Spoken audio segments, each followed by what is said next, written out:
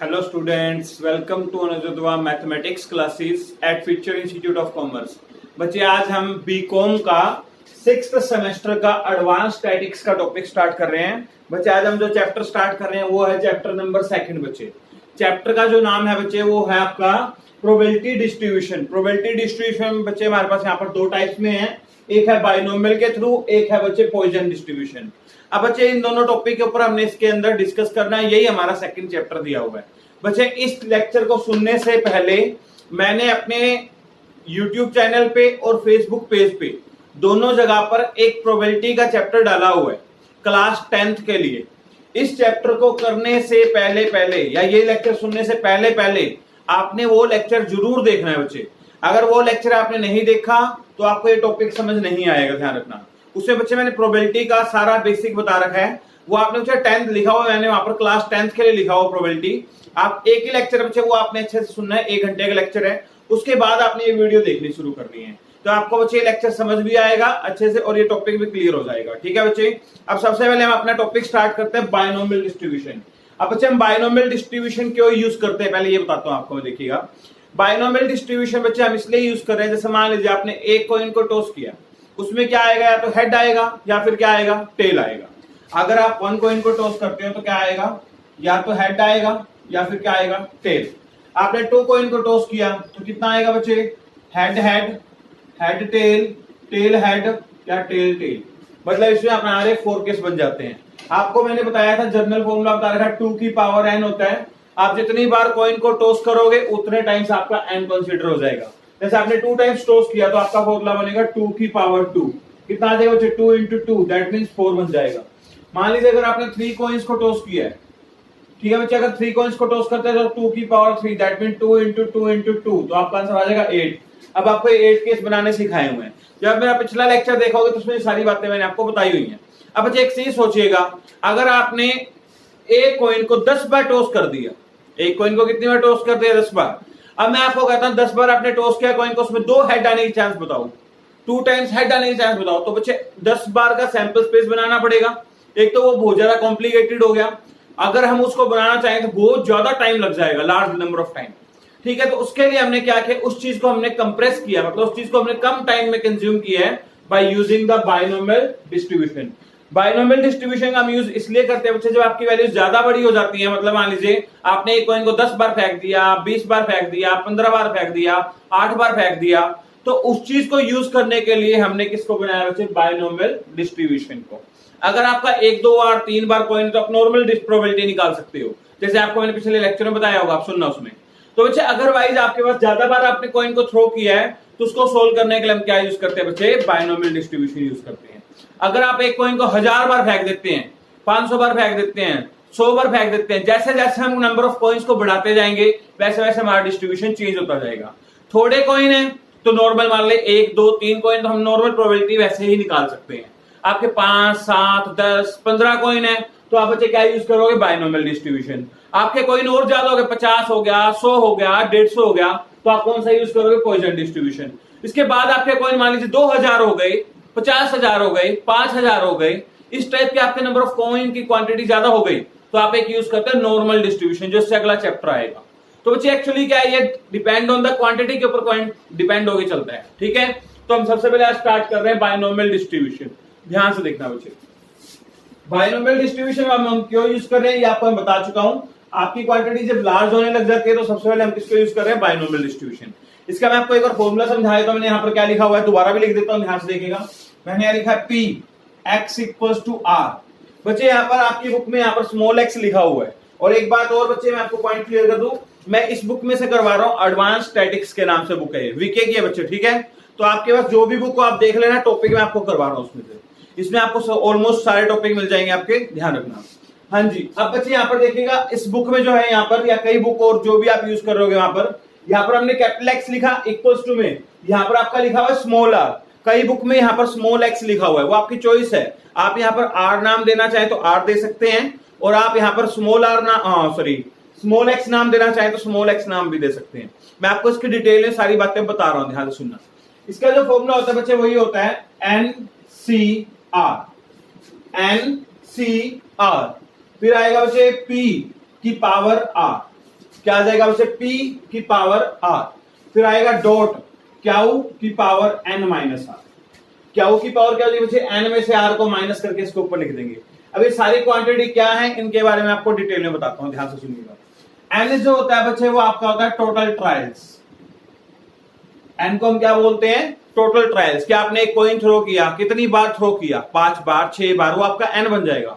How many times you trial a coin, या जो भी चीज आप ट्रायल करते हैं, कॉइन भी हो सकता है, डाइस भी हो सकता है, कोई भी चीज हो सकती है, तो n हो गया आपके टोटल नंबर ऑफ ट्रायल्स बोल सकते हैं आप, ठीक है। अब इसके बाद आता है p होता है सक्सेस।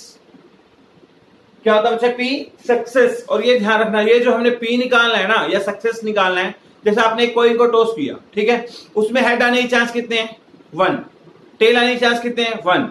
मैं आपके पूछूं हेड आने की प्रोबेबिलिटी बताओ तो आप लिखोगे 1/2, टेल आने की प्रोबेबिलिटी पूछे तो क्या आएगी, 1/2। बच्चे एक कॉइन को आपने 50 बार टॉस किया, ठीक है, उसमें मैंने 2 बार हेड आने के चांस पूछ लिए, कितनी बार, 2 बार। अब बच्चे आप क्या करोगे, n आपका हो गया 50। अब मैं जब आपसे p पूछ रहा हूं, p का मतलब क्या हुआ, आपको क्या करना है, सक्सेस बताना है। और बच्चे जो सक्सेस निकालना है ना, ध्यान से बात सुनना, यहां पर सक्सेस इन 1 ट्रायल, आपने एक ट्रायल में करके देखना है बच्चे। जो आप मान लीजिए एक कॉइन को 50 बार फेंक रहा हूं, मुझे 50 बार से यहां पर कोई मतलब नहीं है, अभी मुझे सिर्फ ये मतलब है अगर मैं एक कॉइन को टॉस करूंगा तो उसमें हेड आने की चांस क्या है। जो 1 टाइम्स करोगे ना, उसी को हम क्या बोलते हैं, p मतलब सक्सेस इन 1 ट्रायल।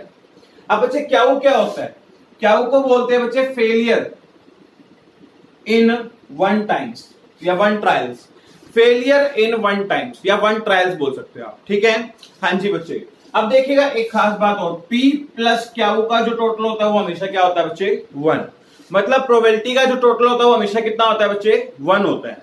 प्रोबेबिलिटी की जो रेंज होती है अगर पूछे तो आप बताओगे 0 से लेके, प्रोबेबिलिटी जो होती है बच्चे वो 0 से बड़ी होती है और 1 से छोटी होती है, और 0 भी होती है और 1 भी होती है।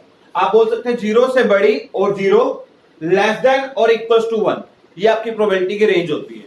अब बच्चे किसी चीज के सक्सेस प्लस फेलियर दोनों के होने का जो सम होगा वो हमेशा कितना होगा, 1, कभी भी 1 से ज्यादा नहीं हो सकता, ये ध्यान रखना। अब बच्चे आपको यहां से पता लग गया p प्लस क्या हो कितना है, 1।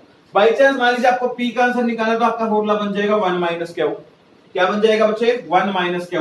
अगर आपको क्या निकालना है तो आपका फॉर्मूला क्या बन जाएगा, 1 माइनस p बन जाएगा, ठीक है बच्चे। अब मैंने आपको यहां पर n के बारे में बता दिया, p के बारे में बता दिया और क्या के बारे में बता दिया। अब रह कौन गया, r के बारे में बताता हूं बच्चे। सबसे पहले आता है यहां पर r जो होता है बच्चे, होता है आपका आउटकम्स। r क्या होता है बच्चे, आउटकम्स। जैसे मैंने अभी आपको बोला था, आपने एक कॉइन को 10 बार टॉस किया, वो आपका हो गया n क्या हो गया आपका 10 टाइम्स। अब मैंने कहा उसमें से 4 हेड आने की चांस बताओ। अब आपने क्या मांगा, 4 हेड, जो आप मांग रहे हो जैसे 4 हेड मांग रहे हो, तो ये बच्चे आपका r काउंट होएगा, ये आपकी आउटकम्स काउंट होएगी। जो चीज आप एक्सपेक्ट करते हो, मांग रहे हो, उसी को हम क्या बोलते हैं, आउटपुट बोलते हैं। आउटपुट मतलब हमारा r बन जाएगा। p क्या होता है, अब सक्सेस, जैसे मान लीजिए एक कॉइन को 10 बार टॉस किया, आपने 4 हेड मांगे, आपका n हो गया 10, आपने आउटपुट क्या मांगी, 4 हेड। अब p देखेगा, आपने सिर्फ 1 कॉइन को एक्सपेरिमेंट करना है, 1 कॉइन टॉस करो, कर दिया जी, उसमें हेड आने के चांस कितने होंगे, 1/2, तो आपका p बनेगा 1/2, क्या बनेगा 1/2, ठीक है। अब एक खास पॉइंट बताने जा रहा हूं जो सबसे मेन पॉइंट है बच्चे। आपने जो यहां पर r मांगा हुआ है, r क्या मांगा है यहां पर, 4 हेड, तो बच्चे यहां पर p भी जो है ना वो हेड को ही रिप्रेजेंट करेगा। मतलब क्या है, जो यहां पर r की सेंस है, r किस फॉर्म में मांगा जा रहा है, r अगर हेड की फॉर्म में मांगा जा रहा है तो p को भी हेड की फॉर्म में ही रिप्रेजेंट करेंगे। अगर बाई चांस आपका r जो है वो टेल की फॉर्म में मांग लेता तो यहां पर p जो है ना वो टेल को रिप्रेजेंट कर रहा होता। ध्यान रखना, मैं बोलूंगा 1 coin is toss, find the probability that it is a tail, तो p किसको रिप्रेजेंट करेगा, पहले टेल को रिप्रेजेंट करेगा। ये क्वेश्चंस कैसे होंगे भी आपको बताऊंगा, पहले आपको उसको बेसिक क्लियर कर रहा हूं, ध्यान रखना, उसके बाद आपको डिटेल में करवाऊंगा। अभी आगे सुनिएगा, n पता लग गया, r पता लग गया, p पता लग गया, ये r आपको बता चुका हूं, ये सारी बातें होगी। रह कौन गया, सिर्फ c। इस c के बारे में हम डिटेल में अभी पढ़ लेते हैं। सुनिएगा c क्या है। c को वैसे बच्चे हम यहां पर बोलते हैं कॉम्बिनेशन। c जो यहां पर वर्ड यूज किया गया वो है कॉम्बिनेशन के लिए, ठीक है। इसको आप कैसे यूज करोगे, वैसे +1 में चैप्टर आता है बच्चे हमारे पास परम्यूटेशन एंड कॉम्बिनेशन, तो वहां से टॉपिक उठाया हुआ है। जिन बच्चों के पास +1 +2 मैथ्स नहीं था या था उनको इतनी नॉलेज तो है नहीं यहाँ पर बीकॉम में, अगर है तो आपको अच्छे से क्लियर हो, जिनके पास नहीं था तो उनको भी घबराने की जरूरत नहीं, मैं बेसिक पॉइंट सारे बता के चलूंगा, ध्यान से सुनना। हाँ जी बच्चे, पहला पॉइंट मैंने बोला, जैसे मान लीजिए ये जो सी है ना, ये सी जो रिप्रेजेंट करता है वो कॉम्बिनेशन को रिप्रेजेंट करता है। इसको रिप्रेजेंट करता है बच्चे कॉम्बिनेशन को। इसको हम कैसे यूज करेंगे उसके बारे में आपको डिटेल में समझा रहा हूं, ध्यान से सुनिए। अब बच्चे पहला पॉइंट मान लीजिए यहां मैंने लिखा 5, इसको बच्चे फैक्टोरियल बोलते हैं, ये जो वर्ड लगा है फैक्टोरियल का वर्ड होता है। अब ये फैक्टोरियल क्या होता है, दो तरीके से लिखा जाता है। एक फैक्टोरियल को ऐसे लिखते हैं, ब्रैकेट के अंदर लिख देते हैं, एल शेप में लगा के ना, इसको फैक्टोरियल का सिंबल बोलते हैं बच्चे, ठीक है। अब देखिएगा बच्चे 5 फैक्टोरियल, इस फैक्टोरियल का मतलब क्या देखिएगा, आप दो तरीके से लिख सकते हैं फैक्टोरियल को, इसको बोलते हैं फैक्टोरियल, ठीक है बच्चे। अब फैक्टोरियल का मतलब देखिएगा, 5 फैक्टोरियल लिखा मैंने, इसका मतलब बच्चे 5 इंटू 4 इंटू 3 इंटू 2 इंटू 1, मतलब आपने क्या करना है, 5 को बैक करना है। हर जैसे मान लीजिए आपने पहले 5 लिखा, उसमें से 1 माइनस कर दीजिए, 5 में से 1 गया क्या आ जाएगा 4, फिर 1 माइनस कर दीजिए क्या आ जाएगा 3, फिर 1 माइनस कर दीजिए क्या आ जाएगा 2, फिर 1 माइनस कर दीजिए क्या आ जाएगा 1। ऐसे बच्चे इसको बैक करते रहेंगे जब तक यहां पर क्या ना आ जाए 1। जैसे देखिए आपने यहां पर लिखा 3 फैक्टोरियल, अब 3 फैक्टोरियल का मतलब क्या होगा बच्चे, खुद देखो, 3 इंटू 2 इंटू 1, ये सभी बच्चे मल्टीप्लाई में आते जाएंगे। अब आप इनके अगर मल्टीप्लाई करके लिखोगे, यहां आ जाएगा आपका 6, यहां मल्टीप्लाई करोगे तो आपका आंसर आ जाएगा 120। अब बच्चे फैक्टोरियल का मतलब तो आपको समझ आ गया होगा, और ये मैंने फैक्टोरियल क्यों बताया, क्योंकि बच्चे यहां पर हम कॉम्बिनेशन में इसको यूज करते हैं, तो उससे पहले आपको फैक्टोरियल पता होना जरूरी है। 2-3 बातें और बताता हूं, जैसे देखिएगा आपने 1 फैक्टोरियल खोलना है तो 1 फैक्टोरियल क्या आ जाएगा 1, ठीक है बच्चे। अब 0 फैक्टोरियल खोलना है तो 0 फैक्टोरियल का आंसर भी क्या होता है बच्चे, 1 ही कंसीडर करते हैं हम, ध्यान रखना। ये 2 पॉइंट आपको याद रहने चाहिए, 1 फैक्टोरियल की वैल्यू भी क्या होती है 1 होती है, और 0 फैक्टोरियल की वैल्यू भी कितनी होती है बच्चे 1 ही होती है। आगे देखते हैं इसके बाद फैक्टोरियल, अगर मान लीजिए और भी ओपन करके देख सकते हैं, मान लीजिए आपका 50 फैक्टोरियल आ गया। अब 50 फैक्टोरियल को कैसे लिखोगे आप सोचो, 50 इंटू 49 इंटू 48 डैश डैश चलता जाएगा as it is, last value क्या आएगी बच्चे 3 इंटू 2 इंटू 1, मतलब आपको लास्ट वैल्यू 1 तक ही खोलनी होती है। एक पॉइंट और बताता हूं, जैसे आपको बच्चे 50 फैक्टोरियल दिया हुआ था, आपके मन में आया जी मुझे 50 फैक्टोरियल पूरा नहीं खोलना, मुझे थोड़ा खोलना है, तो आप बच्चे इसको ऐसा लिख सकते 50 इंटू 49 इंटू 48 इंटू 47, आपके मन में आया जी मुझे यहां तक ही लिखना है, बस 47 तक लिखना है, तो बच्चा 47 के बाद यहां पर फैक्टोरियल लगा दीजिए। इसका मतलब यह है कि आपका 50 50 49 48 47 फैक्टोरियल यहां पर आपने स्टॉप कर दिया इसको, आप इसको आगे नहीं खोलना चाहते तो आप यहां पर रोक भी सकते हैं। जरूरी नहीं है कि हम उसको 1 तक ही लेके जाएं, आपके मन में कि हम इसको बीच में रखना है, कहीं पे रोकना है तो आप रोक सकते हो। एक खास बात बच्चे, जैसे मान लीजिए ऊपर 5 फैक्टोरियल है और नीचे 3 फैक्टोरियल दिया हुआ है, ऊपर कितना दिया 5 फैक्टोरियल, नीचे क्या दिया 3 फैक्टोरियल।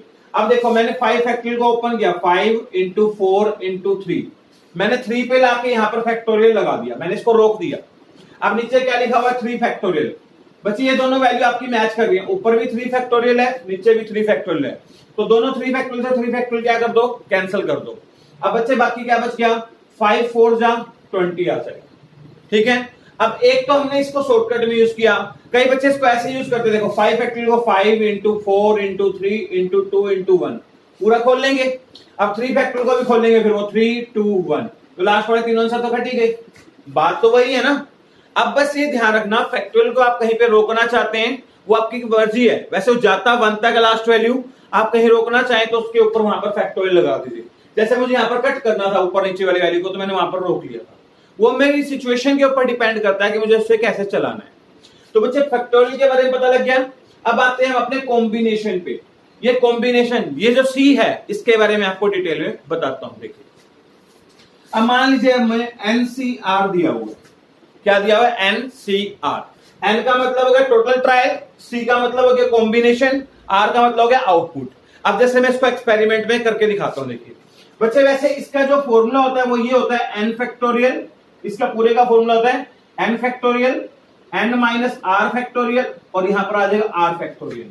ये इसको ओपन करने का एक फॉर्मूला है, ठीक है। इसको कैसे ओपन करते हैं इसके ऊपर मैं आपको एक्सपेरिमेंट करके दिखाता हूं, देखिएगा, ठीक है। ये हम एक बार हटाते हैं यहां से सारी वैल्यूज,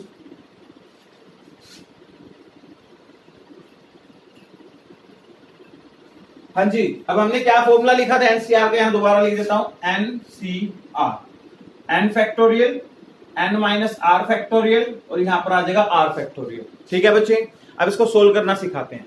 मान लीजिए आपने एक कॉइन को 10 बार टॉस किया, एक कॉइन को कितनी बार टॉस किया, 10 टाइम्स। तो बच्चे n कितना हो गया आपका 10। आपने कहा मुझे 4 हेड चाहिए, आपने कितनी आउटपुट मांग रखी है 4, तो यहाँ पर r जो बन जाएगा वो आपका 4 बन जाएगा, c की जगह c आएगा। अब बच्चे 10c4 बन गया, 10c4।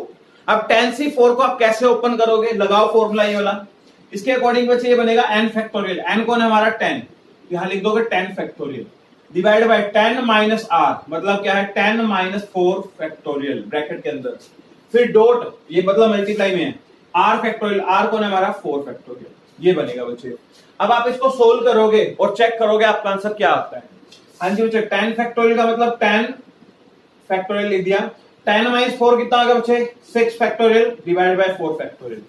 अब बच्चे आपको समझना है कि आपको 10 फैक्टोरियल बैक करना है, ओपन करना शुरू करना है, और कहां तक रोकना है, कहां तक चलाना है। सोचो नीचे सबसे बड़ी वैल्यू दोनों में से कौन है 6, तो मैं क्या करता हूं 10 को बैक करना शुरू करता हूं, 10 इंटू 9 इंटू 8 इंटू 7 इंटू 6 पे आके मैंने यहां पर रोक लिया, रोकने के लिए क्या लगा दिया फैक्टोरियल। अब बच्चे देखो नीचे क्या पड़ा है 6 फैक्टोरियल, इसका क्या फायदा हुआ 6 फैक्टोरियल से 6 फैक्टोरियल कट जाएगा। ठीक है, इसका ये फायदा हुआ आपको पूरा ओपन करने की जितने कितनी वैल्यू बड़ी है वहां से कट कर सकते हैं आप नीचे वाले, पर सेम होनी चाहिए ऊपर नीचे। अब यहाँ पर और क्या लिखा 4 फैक्टोरियल, तो बच्चे इसको आपको ओपन करना पड़ेगा 4 इंटू 3 इंटू 2 इंटू 1। अब इस कैलकुलेशन को सोल्व करना है, कैसे करेंगे देखो, 4 से यहाँ पर कट करेंगे 2 पे, 2 से 2 पे, 3 से 3 पे, हो गया मल्टीप्लाई, कट हो गया आपस में जो कट होना था।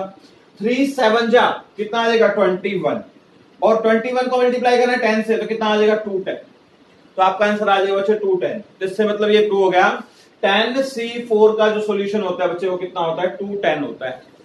कितना होता है बच्चे 210। और देखते हैं, मान लीजिए आपने लिखा 15c12 लिखा, अब 15c12 खोलना है हमने। अब 15c12 देखो हमारा n कौन है 15 फैक्टोरियल, r कौन है 12, यहां लिखेंगे बच्चे 15 माइनस 12 फैक्टोरियल, और अगला लिखेंगे 12 फैक्टोरियल, लिख दिया अकॉर्डिंग टू दिस फॉर्मूला। अब ये पॉइंट क्लियर हुआ। हाँ जी बच्चे आगे चलते हैं, 15 फैक्टोरियल अपॉन में 15 माइनस 12 कितना हो गया 3 फैक्टोरियल अपॉन में 12 फैक्टोरियल। अब मैंने चेक किया नीचे वाले में से दोनों वैल्यू में से बड़ी कौन सी है 12, तो 15 को 12 तक ओपन कर लेता हूं, मतलब 15 को बैक करते हैं, क्या आएगा 15 इंटू 14 इंटू 13 इंटू 12 फैक्टोरियल। जहां रोकना हो वहां फैक्टोरियल लगा दो, अपॉन में 3 को बैक कर लेते 3 2 1, 12 को बैक नहीं करते 12 फैक्टोरियल रहने दो, ये इससे कैंसिल हो जाएगा। अब इसको सोल्व कर लेते हैं, 3 से कितने कट जाएगा 5 पे, 2 से कितने कट जाएगा 7 पे। अब हमारे पास क्या बच गया 5 इंटू 7 इंटू 13। अब इन तीनों की मल्टीप्लाई करके अपना आंसर लिख दो, वो आपका फाइनल आंसर होगा। तो बच्चे अब आपको मैंने एनसीआर के बारे में बता दिया, इस फॉर्मूले में जितनी भी चीजें यहां पर यूज होनी है वो सारी चीजें मैं आपको यहां पर एक्सप्लेन कर चुका हूं। यहां तक पॉइंट क्लियर हो गया, ठीक है। अब बच्चे आपको अगर बार बार एनसीआर के लिए ये वाला फॉर्मूला लगाना पड़ेगा तो आप सोचो एक क्वेश्चन करने में आपको कितना टाइम लगेगा ना। तो बच्चे अब आपको एनसीआर की डिटेल तो मैंने आपको डिटेल में बता दिया कि हम इसको सोल्व कैसे करते हैं। अब बच्चे मैं आपको एनसीआर का एक शॉर्टकट सिखा रहा हूं, ध्यान से बात सुनना, एनसीआर का शॉर्टकट क्या है। अब बच्चे देखो एनसीआर का एक शॉर्टकट है, बता रहा हूं। अब जैसे बच्चे हमने यहाँ पर क्वेश्चन लिखा था, ये देखो इसको सोल्व करके आपका आंसर 210 आया है, यहां लिख लेते हैं। आपने भी एक क्वेश्चन सोल्व किया था, क्या सोल्व किया था 10c4 सोल्व किया था, आपका सोल्व करके आपका आंसर लास्ट कितना आया था 210 आया था। अब से देखिएगा 10c4 को सोल्व करने में कितना सारा टाइम लगा था ना। अब इसका एक शॉर्टकट देखिए बच्चे, यहाँ पर नीचे क्या लिखा है 4 लिखा है, तो इसका शॉर्टकट क्या है तो कुछ नहीं, बस इसी को देख के हमने शॉर्टकट बना रखा है, ध्यान से सुनना। नीचे कितना लिखा हुआ 4 लिखा हुआ है, ठीक है बच्चे। जितनी भी वैल्यू आपके नीचे लिखी होगी, मतलब जो आपका आर होता है, जो भी नीचे आपको दिया होगा आर, आपने ऊपर वाले स्टेप को उतना ही बैक करना है, मतलब यहां पर 4 है। अब मतलब क्या करोगे, अब टाइम को 4 स्टेप बैक करोगे, 10 इंटू 9 इंटू 8 इंटू 7, बस नीचे 4 लिखा था 1 2 3 4, ये 4 स्टेप बैक हो गया। एक स्टेप के खुद होता है 10, ध्यान रखना, फिर सेकंड थर्ड फोर्थ, 4 लिखा था 4 स्टेप बैक कर दिया, अपॉन में इसके नीचे लाइन लगाएंगे, कहीं पे फैक्टोरियल लगाने की जरूरत नहीं है आपको। यहां लिखा हुआ 4, अब आपने 4 को लिखना है 1 तक, 4 इंटू 3 इंटू 2 इंटू 1। इसको सोल्व कर लीजिए। 4 2 पे कट गया, 2 से 2 पे कट गया, 3 से ये, कितना आंसर आ गया 2 टाइम। बात वही है, देखो ध्यान से, आंसर सेम आएगा। अगर हम इसको बार बार फॉर्मूला लगा के सोल्व करेंगे तो हमारा क्वेश्चन काफी बड़ा हो जाएगा। अब आप हमने किया क्या, एक्चुअली समझो आप, हमने क्या किया, इस फॉर्मूले को हमने यहां से ड्राइव किया था, ठीक है। आपने 10 को कहां तक खोला, 6 तक खोला था, मुझे पता था ये 6 से 6 कट जाता है यहाँ पे, तो बाकी बचता क्या, एक ये पार्ट बचता है और एक ये पार्ट बचता है। तो हमने इसका डायरेक्ट यहां से शॉर्टकट बना लिया, जितना यहाँ पर नीचे लिखा हुआ है ना, आपने उतना स्टेप ही इसको बैक करना होता है। अब जैसे मान लीजिए बच्चे, आपने यहाँ 50C3 दिया हो, अब 50C3 दिया है, तो मतलब देखो सबसे नीचे वाली कौन से 3 है, अब 50 को 3 स्टेप तक लेके जाना बैक। तो देखो एक तो 50 हो गया खुद, इंटू 49 इंटू 48, 3 स्टेप बोला था, नीचे 3 था तो 3 स्टेप अपने इसको बैक कर दिए। अब आगे चलते बच्चे, यहां देगा 3 इंटू 2 इंटू 1। इसको हमेशा 1 तक ही खोलना जो नीचे दिया होगा, ध्यान रखना, ऊपर वाला उतने ही स्टेप बैक करना है जितनी वैल्यू नीचे लिखी हुई है। समझ आ गया। अब इसको कट पीट कर लेते ऊपर नीचे, 3 से कट करेंगे 1, कितना आ जाएगा 6, 2 से कट करेंगे कितना आ जाएगा बच्चे 8, ठीक है। अब बच्चे आपने 40, यहां क्या क्या बच गया आप देख लीजिए, 50 इंटू 49 इंटू 8। अब इन तीनों की मल्टीप्लाई करके यहां लिख देना, जो भी आपका आंसर होगा फाइनल आंसर हो जाएगा।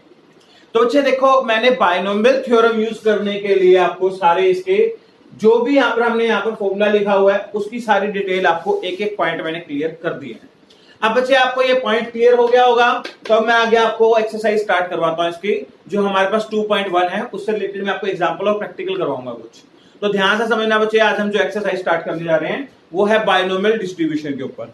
बेसिक कंसेप्ट क्लियर हो गया, अगर नहीं क्लियर हुआ तो वीडियो को थोड़ा बैक करो, ध्यान से सुनो दोबारा से, साथ साथ कॉपी पे लिख के देख लेना, क्लियर हो जाएंगे आपको point.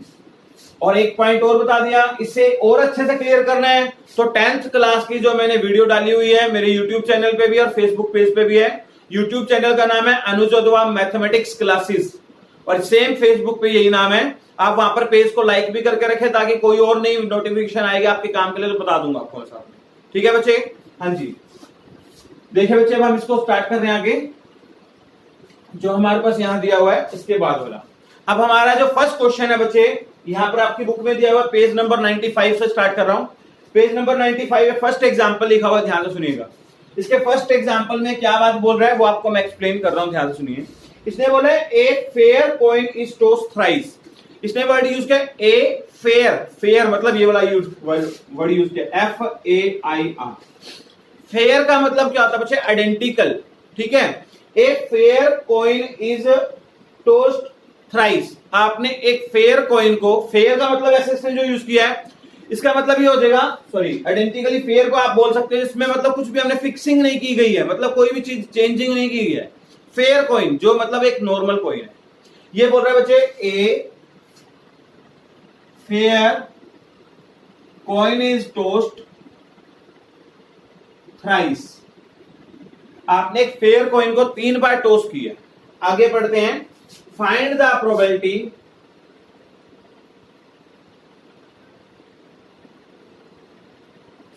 Probability of getting.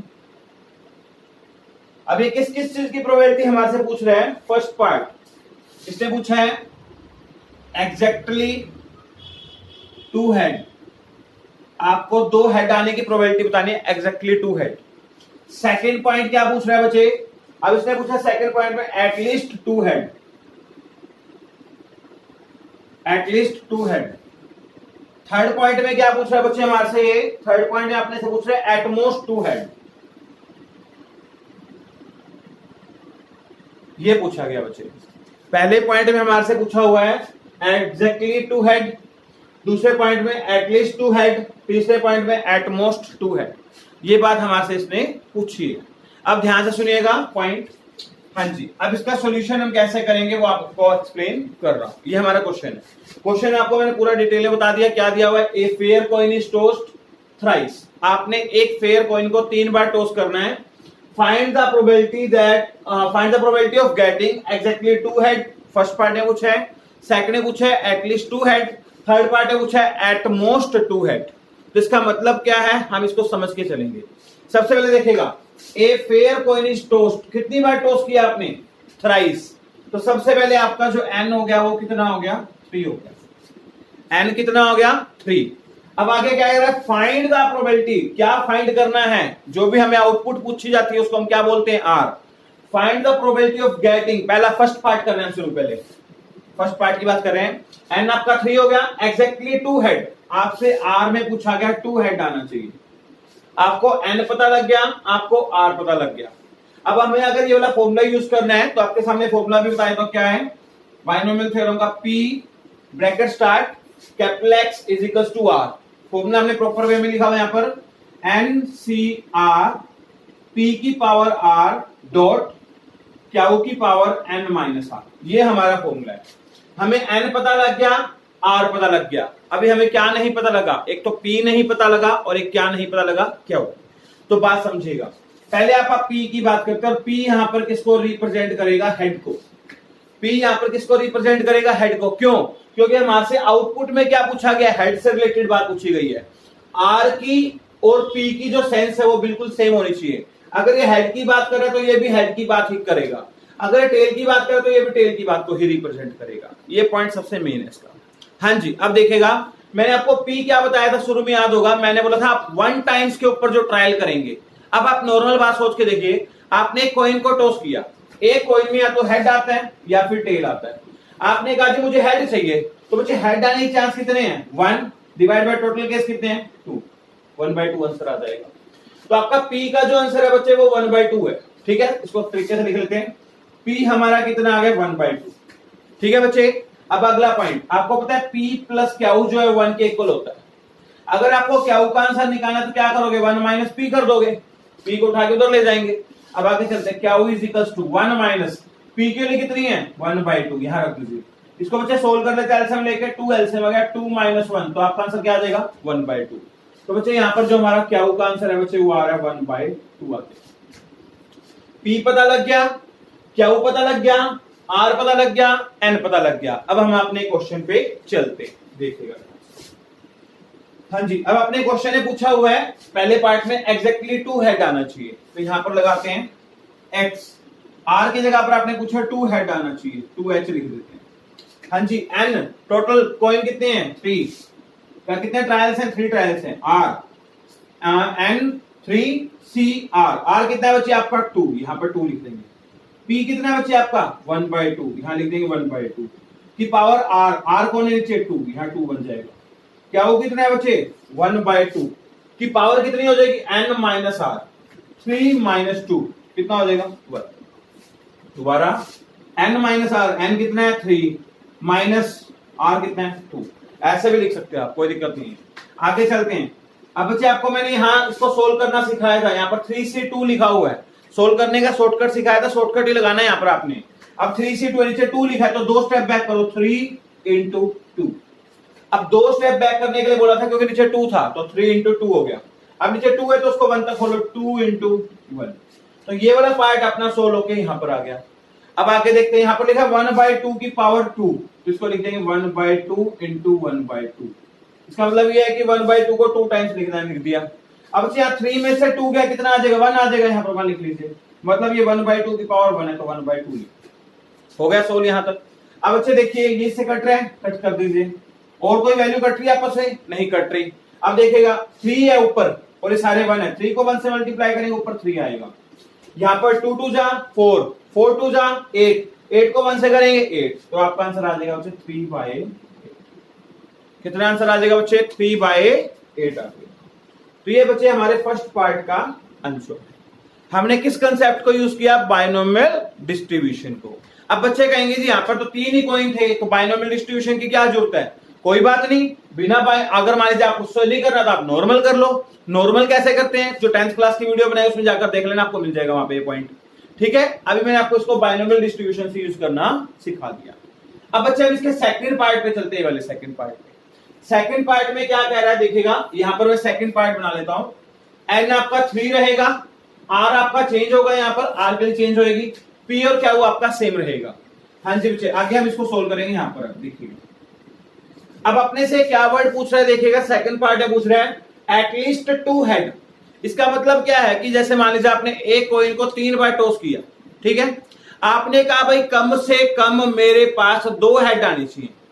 At least का मतलब होता है कम से कम। इसका मतलब ये हुआ कि आपका जो आर है वो कम से कम 2 हेड मांग रहा है। ध्यान से देखो, आर इज एटलीस्ट, इसको एटलीस्ट बोलते हैं कम से कम। मतलब क्या है कि आपने बोला या तो मेरे को 3 में से 2 हेड आ जाएं तो भी मैं सेटिस्फाई हूं, या 3 में से तीनों हेड आ जाएं तो भी मैं सेटिस्फाई हूं। एटलीस्ट का मतलब क्या हुआ, ध्यान से सुनिएगा। इसका मतलब यह है कि आपको 2 हेड तो चाहिए ही चाहिए, 2 से ज्यादा आ गए तो भी कोई प्रॉब्लम नहीं है, तो भी आप सेटिस्फाई हैं। अब देखिएगा बच्चे, एटलीस्ट को एक एग्जांपल से समझते हैं, ठीक है। मान लीजिए हमने कंडीशन लगाई कि आपको स्टैटिक्स के पेपर में पास होना है, तो आपको कम से कम 33 मार्क्स चाहिए। कितने मार्क्स चाहिए? 33 चाहिए। अब आप सोचोगे कि अगर मेरे पास 34 आ जाए तो क्या करेंगे? तो भी तो आप पास ही हो। आपकी कंडीशन क्या है? मिनिमम 33 की है यहाँ पर, उससे ज्यादा आ गए तो भी आप सेटिस्फाई हो, और मिनिमम कितना चाहिए आपको? 33 चाहिए। वैसे ही यहां पर कह रहा है कि उसको कम से कम 2 हेड चाहिए, तो 2 हेड आ गए तो भी ठीक है, 2 से ज्यादा आ गए तो भी ठीक है।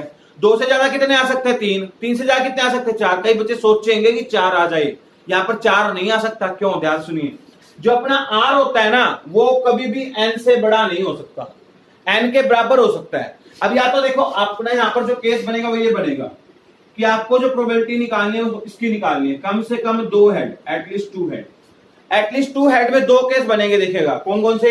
एक तो बन जाएगा कम से कम 2, ये लीजिए 2 हेड मांग लिए।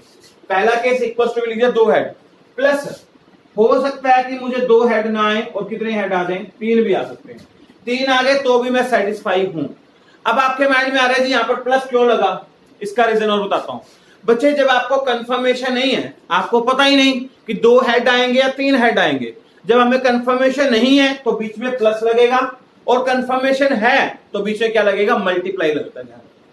अब मुझे उसने बोला एटलीस्ट 2 हेड, 2 हेड आ गए तो भी ठीक, 2 नहीं आए मतलब 3 आ गए तो भी ठीक। अब ये 3 तक ही क्यों लिखा? क्योंकि मैंने आपको बताया जो यहाँ पर आर है ना, जैसे आर की 3 हो गई, वो कभी भी एन से बड़ी नहीं हो सकती, हमेशा एन के बराबर हो सकती है। ज्यादा से ज्यादा बराबर होती है या उससे हमेशा कम होती है, ये बात ध्यान रखना। अब बच्चे आपको 2 केस बनाने पड़ेंगे। अब दोनों केस आपको मैं सोल्व करके दिखा रहा हूं, देखिएगा। अब अपने को ये पूछ रहा है बच्चे 2 हेड आने के चांस पूछ रहा है। शुरू करते हैं, ये फॉर्मूला लगाएंगे हम अपना।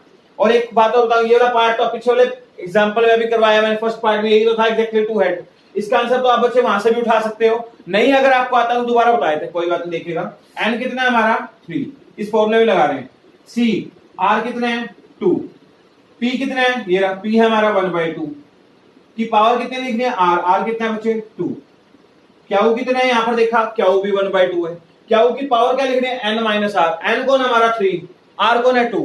3 में से 2 गया, कितना आ जाएगा? 1। माइनस करके लिखो, प्लस। अब यहां चलते हैं, दोबारा फॉर्मूला लगाओ। एन कितना है हमारे पास? एन हमारा 3। सी आर कितना हो गया? 3 हो गया। आर कितना हो गया? 3 हो गया। इसके बाद बचे 1/2 की, मतलब पी लिख दिया, कि पावर क्या लिख रहे हैं? आर। आर कौन है हमारा? नीचे देखो 3। उसके बाद 1/2 की पावर एन माइनस आर। 3 में से 3 गया, कितना आ जाएगा? 0। 3 में से 3 गया, कितना आ जाएगा? 0। आगे चलते हैं बच्चे। अब 3C2, 3C2 का मतलब क्या होता है? नीचे कितना लिखा है? 2, तो 2 स्टेप ही बैक करना है आपने इसको। यहां आ जाएगा 3 × 2 अपॉन में 2 × 1। नीचे वाले तो खोलना ही खोलना है 1 तक। अब 1/2 की पावर 2, इसका मतलब 1/2 × 1/2। 1/2 की पावर 1, तो यहां पर 1/2। यहां पर बीच में साइन किसका? प्लस का। अब यहां लिखा 3C3, मतलब नीचे 3 है, तो 3 स्टेप बैक करना ऊपर वाले को। 3 × 2 × 1। अब इसको बैक करो 3, 2, 1। अब 1/2 की पावर 3, तो मतलब 1/2 को 3 टाइम्स लिखना है। यहां पर आ जाएगा मल्टीप्लाइंग 1/2 × 1/2 × 1/2 इंटू 1/2 की पावर 0। बच्चे किसी की भी पावर अगर 0 आ जाए तो वहां पर आंसर हमेशा आपको क्या होगा? 1 कंसीडर होगा। कितना कंसीडर होगा? 1। आगे चलते हैं, 2 से 2 कट गया, यहां पर बच्चे 3 बचा, 3 × 1, यहां तो 3 आ गया। 2 2 जा 4, 2 जा 8। इतने पोर्शन को सोल्व करके आपका आंसर 3/8 आ गया। इधर वाले पे चलते हैं, 3 से 3 कट गया, 2 से 2 कट गया, 1 से 1 कट गया, ऊपर ये 1 बचा हुआ है अपॉन में 2 × 2 × 2, कितना आ गया? 8। इस पूरे पोर्शन को सोल्व करके आपका आंसर आ गया 1/8। अब इन दोनों को प्लस करना है, तो दोनों का क्या ले लेते हैं? एलसीएम। कितना एलसीएम आ जाएगा बच्चे? 8। 8 को 8 से डिवाइड करें, कितना आएगा? 1। 1 को 3 से करेंगे 3 प्लस यहाँ पर 8 को 8 से डिवाइड करेंगे 1 को 1 से मल्टीप्लाई करेंगे 1, तो आपका आंसर आ जाएगा 3 + 1 4/8। कट कर दो चीज को, कितना आ जाएगा आपका आंसर 1/2। तो सेकंड पार्ट का जो आंसर है बच्चे वो फाइनल आंसर बनेगा 1/2 बन जाएगा। अब पॉइंट क्लियर हुआ? ठीक है बच्चे, सेकंड पार्ट में पूछा था एटलीस्ट 2 हेड। अब हम इसकी बात करते हैं थर्ड पार्ट में। थर्ड पार्ट में हमें क्या दिया होगा बच्चे? एटमोस्ट 2 हेड दिया होगा। तो बच्चे देखेगा, अब इसका थर्ड पार्ट डिस्कस कर लेते हैं। यहां पर चलते हैं थर्ड पार्ट में।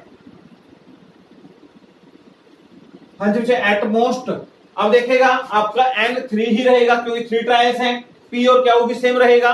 ठीक है, 1/2 रह गया R। अब R में क्या पूछ रहा है? At most 2 head. एटमोस्ट का मतलब क्या हुआ कि ज्यादा से ज्यादा। आपने बोला भाई मुझे ज्यादा से ज्यादा कितना चाहिए? 2 हेड चाहिए। मतलब क्या है देखिए, आपने बोला भी ज्यादा से ज्यादा 2 हेड, इसका मतलब है R जो है वो less than equal to 2 head होगा। मतलब क्या है? वही एग्जांपल जैसे हमने बोला था, आपको स्टैटिक्स में पास होने के लिए 33 मार्क्स चाहिए। अब मैं यहां पर आपको कंडीशन लगा देता हूं, ध्यान से सुनिएगा। आप ज्यादा से ज्यादा स्टैटिक्स में 50 मार्क्स ले सकते हो। मतलब मान लीजिए पेपर ही 50 नंबर का बनाया है, तो आप सोचो कि आप ज्यादा से ज्यादा कितने मार्क्स ले सकते हो? 50 मार्क्स का पेपर है तो 50 मार्क्स ले सकते हो ना मैक्सिमम। अब ज्यादा से ज्यादा 50 ले सकते हो, उससे कम कितने ले सकते हो? सोच के देखो, 49, 48, 47, 1 नंबर भी ले सकते हो आप, 5 भी ले सकते हो, 0 भी ले सकते हो। मिनिमम से मिनिमम कितना ले सकते हो? 0। -1 ले लेंगे? नहीं, हमारे लिए नेगेटिव नहीं होगी यहाँ पर। मिनिमम से मिनिमम 0 और मैक्सिमम से मैक्सिमम कितना है? 50। अब वैसे ही यहां पर समझना पड़ेगा। अब आपको यहां पर बोला है जो R है वो less than equal to 2 head है।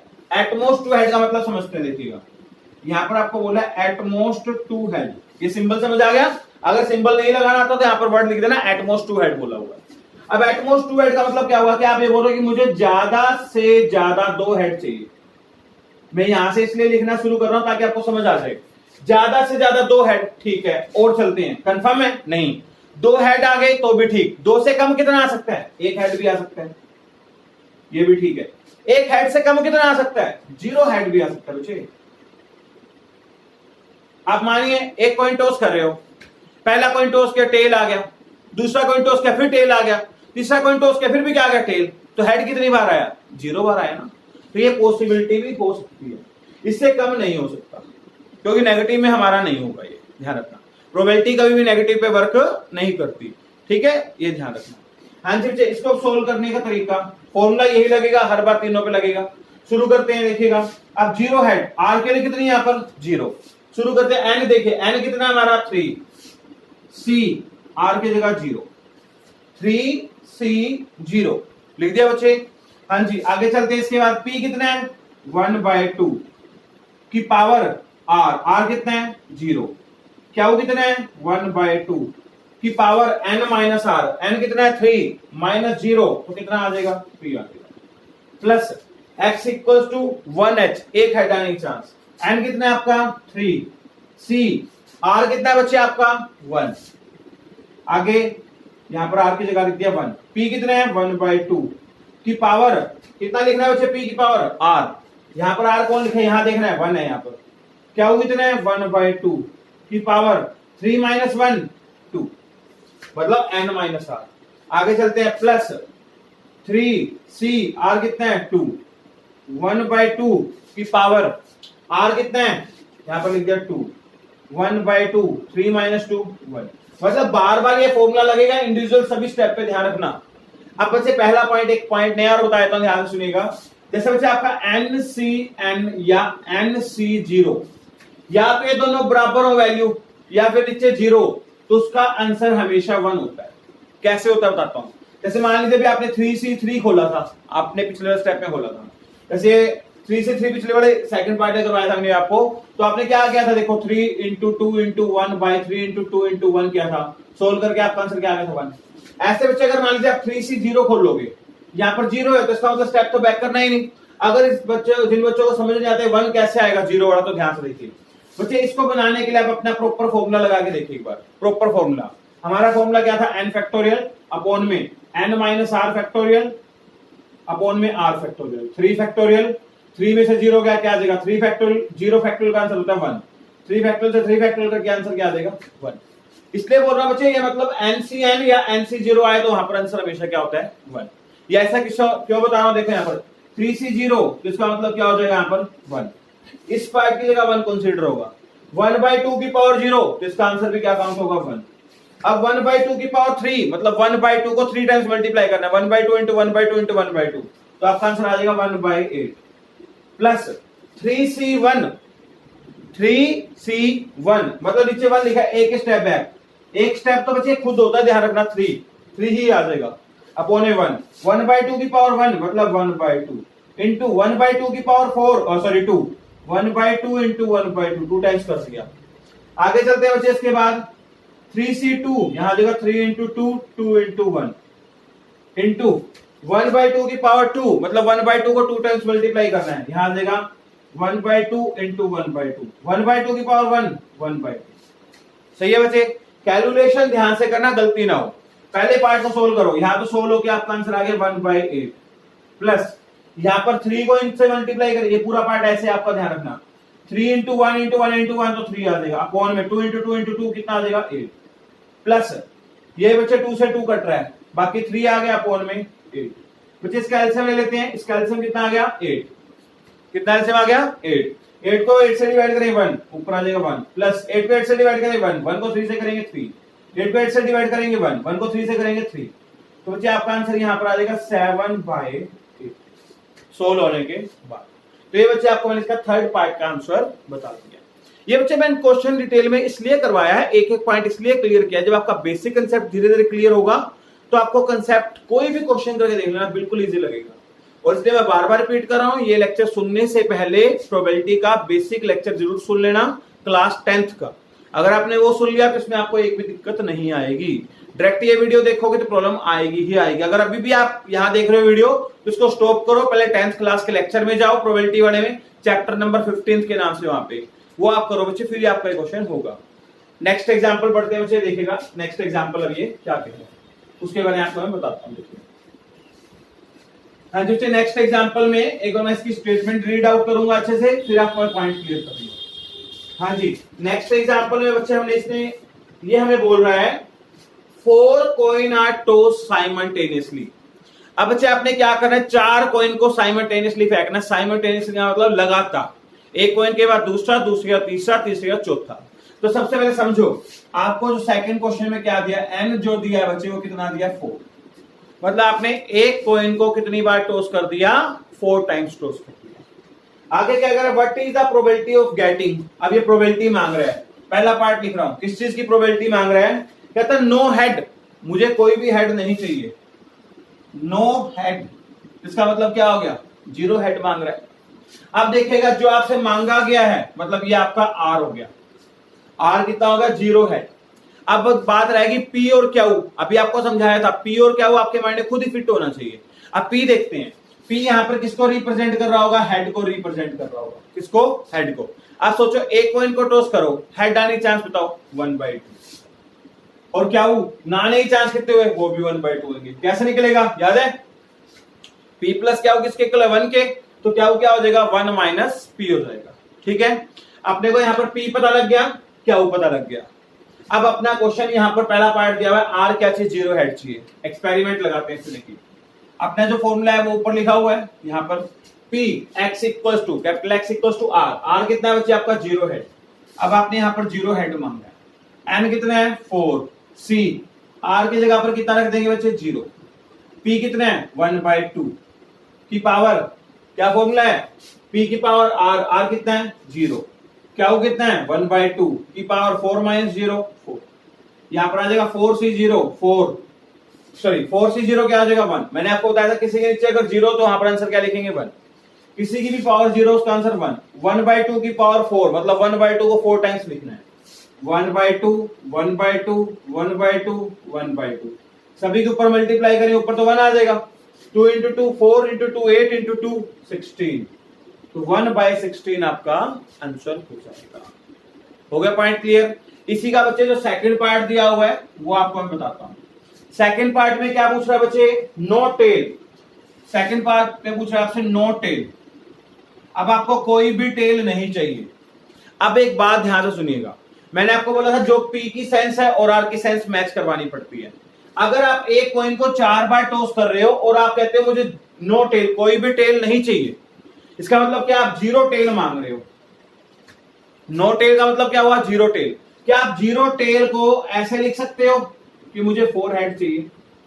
अगर आप एक कॉइन को टॉस कर रहे हो उसमें 0 टेल आ रहा है तो हेड कितने आ रहे होंगे, सोचो 4 हेड आ रहे होंगे। आप एक कॉइन को 4 बार टॉस कर रहे हो, आपने बोला कि मुझे 0 टेल चाहिए। अब 0 टेल तो ठीक है, 0 टेल किसके इक्वल माना जाएगा? देखो 0 टेल आया कब आएगा, जब 4 हेड आएंगे।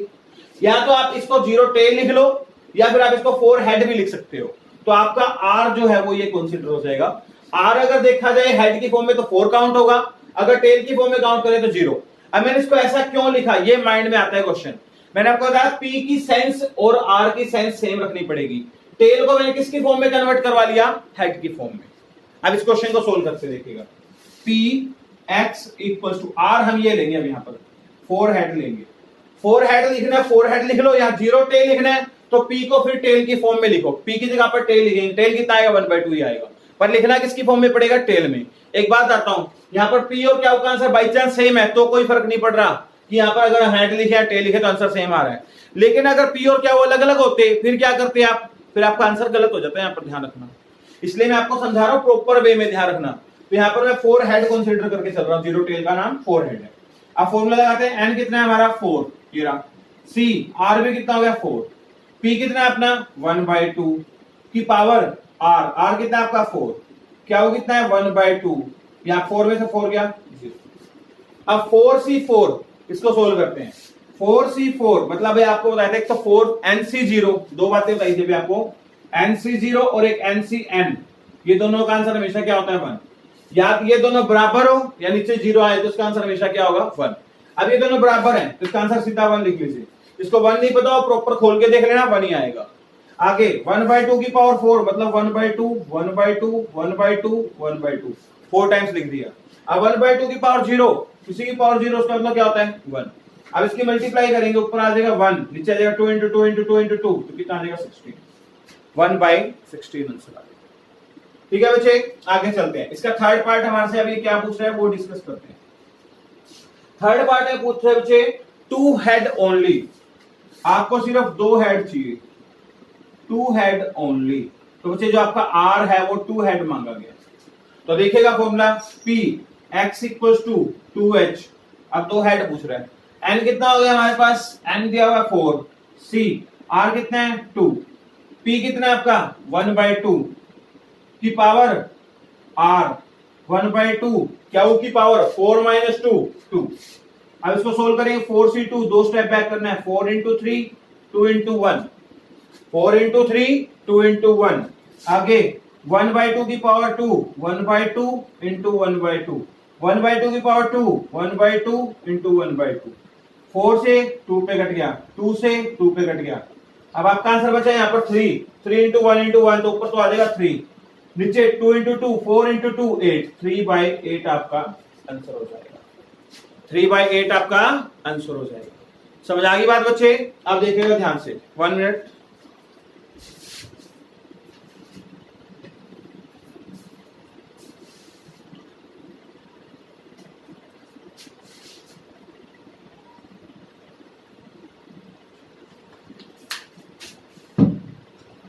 हाँ जी बच्चे, अब हम नेक्स्ट क्वेश्चन स्टार्ट करने जा रहे हैं। इसका एग्जांपल नेक्स्ट डिस्कस कर रहे हैं, देखिएगा ध्यान से क्या है।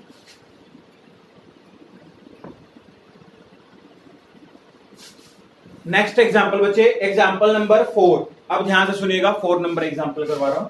3 नंबर एग्जांपल इसका एज इट इज है, वो आप खुद देख लेगा क्या है। हाँ जी बच्चे, 4th नंबर एग्जांपल की स्टेटमेंट पढ़ रहा हूं, ध्यान से सुनना बच्चे। ये बोल रहा था probability of a bomb hitting a target is 1/5। अब बच्चे कहता बॉम्ब के हिटिंग करने के चांस है 1/5। अब ध्यान से सुनिएगा, आपने एक बॉम्ब फेंका, उसके चांस है हिट करने के 1/5। तो बच्चे मैंने उसको किससे रिप्रेजेंट कर दिया, पी से। और ये ध्यान रखना, पी किसको रिप्रेजेंट कर रहे हैं, यहां लिख लेना, हिटिंग द टारगेट।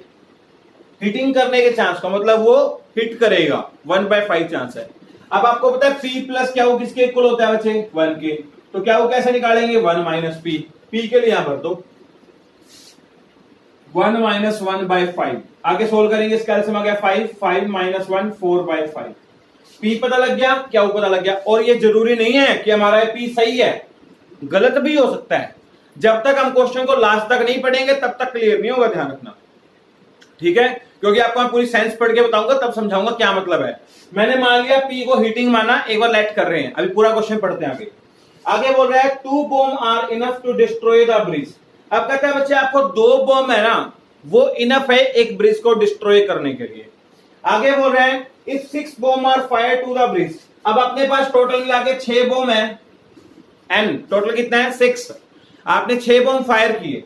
आगे बोला find the probability that the bridge will be destroy. कितने चांस है कि ब्रिज जो है यार डिस्ट्रॉय हो जाएगा। अब देखो बच्चे, अपने को यहां पर आर जो बताया गया वो ये बताया गया था 2 बॉम्ब। अब एक चीज समझ के देखिएगा, ये जो 2 बॉम्ब गिरेंगे, अगर 2 बॉम्ब गिर गए तो ब्रिज क्या हो जाएगा, डिस्ट्रॉय हो जाएगा। मैंने यहां पर ये वाला सिंबल क्यों लगाया। अब आप सोचिए अपने पास 6 बॉम्ब है, उसने बोला 2 बॉम्ब आर इनफ, मतलब कम से कम 2 बॉम्ब तो चाहिए। उससे ज्यादा आप कितने मर्जी फेंक दो। अब मान लो 3 बॉम्ब फेंक दिए तो भी तो ब्रिज डिस्ट्रॉय होएगा, 4 फेंक दिए तो भी हो जाएगा, 5 फेंक दिए तो भी हो जाएगा, 6 फेंक दिए तो भी हो जाएगा। इसलिए मैंने यहां पर एटलीस्ट का सिंबल लगाया है कि आपको कम से कम 2 बॉम्ब की तो नीड है ही है। उससे ज्यादा जितने मर्जी फेंक दो। ज्यादा से ज्यादा कितने फेंक सकते हैं, 6 फेंक सकते हैं। आर के लिए ज्यादा 6 हो सकते, क्यों, आर जो है वो कभी भी एन से बड़ा नहीं होता। अब देखो यहां पर जो आर है वो किसको रिप्रेजेंट कर रहा है, 2 बॉम्ब डिस्ट्रॉय, मतलब हिट कर रहे होंगे उसको। यहां पर भी हिटिंग के चांस है, यहां पर भी हिटिंग मतलब डिस्ट्रॉय करने के चांस दिए हैं। आर और पी की सेंस सेम होनी जरूरी है। यहां पर आप ये जो चैप्टर कर रहे हो उसकी लैंग्वेज समझ आना बहुत जरूरी है। अब शुरू करते हैं इस क्वेश्चन को, देखिएगा P X equals to at least 2 bomb, मतलब हिटिंग द टारगेट। कम से कम 2 तो हिट करने चाहिए, इसका मतलब ये एटलीस्ट 2। अब देखिएगा इसका मतलब क्या हुआ, या तो 2 हिट करें, आर के लिए 2 हो सकती है, हो सकता है हम 3 बॉम्ब फेंक दें, हो सकता है 4, हो सकता है 5, प्लस हो सकता है मैक्सिमम से मैक्सिमम कितने फेंक दें 6। अब बच्चे आपको 2 वाला केस, 3 वाला केस, 4 वाला केस, 5 वाला केस और 6 वाला केस निकालना पड़ेगा। अभी सारे केस गिनो कितने होंगे, 1 2 3 4 5 केस निकालने पड़ेंगे, ठीक है। एक तो ये प्रॉपर वे जिस तरीके से हम करके आए वैसे कर सकते हो, इसका भी एक शॉर्टकट है वो बता रहा हूं, ध्यान से सुनिएगा। अब बच्चे आप एक बात समझ के देखो, हमारी टोटल प्रोबेबिलिटी कितनी होती है 1, टोटल प्रोबेबिलिटी कितनी होती है 1 होती है। अब आप ये देखो, आपने 2 तक के केस बना दिए, 2 से लेके 6 तक के। आपने कौन से केस नहीं बनाए, सोचो। आपने एक ये वाला केस नहीं बनाया x इक्वल टू 0 वाला, और एक आपने कौन सा केस नहीं बनाया, अगर देखा जाए 1 वाला। ये 2 ही केस बचे इस पूरी लाइन के लिए। अगर 0 से शुरू करते मैक्सिमम 6 तक जाते, 0 1 2 3 4 5 6 यहां तक जाते ना हम, तो हमने 2 से लेके 6 तक की सारी प्रोबेबिलिटी पूछी है। अगर कौन से नहीं पूछे 0 और 1 वाला, तो बच्चे इसका एक अल्टरनेटिव ये है, देखो आप 1 में से जो केस आपसे नहीं पूछे उन दोनों को निकाल के इसमें से माइनस कर दो। 1 में से अगर ये 2 केस हटा देंगे तो बाकी इन्हीं का तो आंसर रह जाएगा। सोच के देखिएगा, दोबारा पॉइंट क्लियर करता हूं। जैसे आपको मैंने बोला 2 वाला केस, 3 वाला केस, 4 वाला, 5 वाला, 6 तक के सारे निकालोगे। अब अच्छा इतना बड़ा कैलकुलेशन करने में एक शॉर्टकट क्या बन गया, हमने कौन से पीछे वाले केस नहीं निकाले, सोचो। एक हमने 0 वाला नहीं निकाला, एक 1 वाला। अगर मैं वो दोनों केस निकाल लूं, टोटल प्रोबेबिलिटी 1 होती है। 1 में से अगर वो 2 केस को हटा दूं तो बाकी प्रोबेबिलिटी किसकी रह जाएगी, इनकी। यहां पर 2 केस सोल्व करने पड़ेंगे, यहां पर 5 करने पड़ेंगे, वो आपकी चॉइस, आप जिस मर्जी से कर लीजिए। तो इसको हम सोल्व करते क्या आएगा, आगे देखते हैं।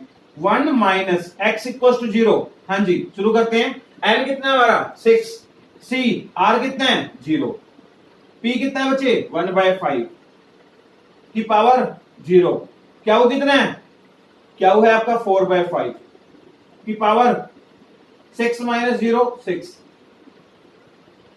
अगला n कितना है 6, सी आर कितना है 1, 1/5 की पावर 1, 4/5 की पावर 6 माइनस 1 5, 6 माइनस 1 कितना हो गया 5। अब आगे सोल्व करते हैं बच्चे, ब्रैकेट में रखना, ध्यान से चलना। 1 माइनस ब्रैकेट शुरू, 6 सी 0, किसी के नीचे 0 तो उसका आंसर 1, किसी की पावर 0 1, 4 की पावर 6, इसका मतलब हो गया 4 इंटू 4 इंटू 4 इंटू 4 अपॉन है 5 की पावर 6, 5 इंटू 6 टाइम्स है बच्चे, ये लिख दिया 5 into 5 into 5 into 5 into 5 into 5, ये 6 टाइम्स लिखना है बच्चे, सभी आपने लिख दिया। प्लस 6 ही 1, 6 बाय 1, 1/5 लिख दिया, इंटू 4/5, 5 टाइम्स, 4/5, 4/5, 4/5, 4/5, 4/5, ये 5 टाइम्स लिख दिया बच्चे हमने। आगे चलते क्या आएगा आगे आंसर इसका, यहाँ देखते हैं थोड़ा सा, 1 माइनस 1, देखो बच्चे कुछ भी कट रहा है ऊपर, आपस में ऊपर नीचे कट रहा है, नहीं कट रहा। अब देखो 1 को 1 से करेंगे 1, इनको मल्टीप्लाई करना है, 4 4 जा 16, 16 4 जा 16 4 जा 64, 64 4 जा 64 4 जा हो जाएगा आपका 256। 256 को अगर हम मल्टीप्लाई करेंगे किससे, 4 से, 1024 आ जाएगा। 1024 को किससे करेंगे, 4 से, यहां आ जाएगा 161,904, ये आंसर बन जाएगा आपका 4096 अपॉन में, इन 4 को 6 टाइम मल्टीप्लाई करेंगे तो अपना आंसर क्या आएगा, 4096। चेक कर लेते हैं रुको, इसने तो डायरेक्ट सोल्व करेगा, चलो इसने सोल्व नहीं किया, बाकी देखेंगे हम अपने हिसाब से सही है हमारा।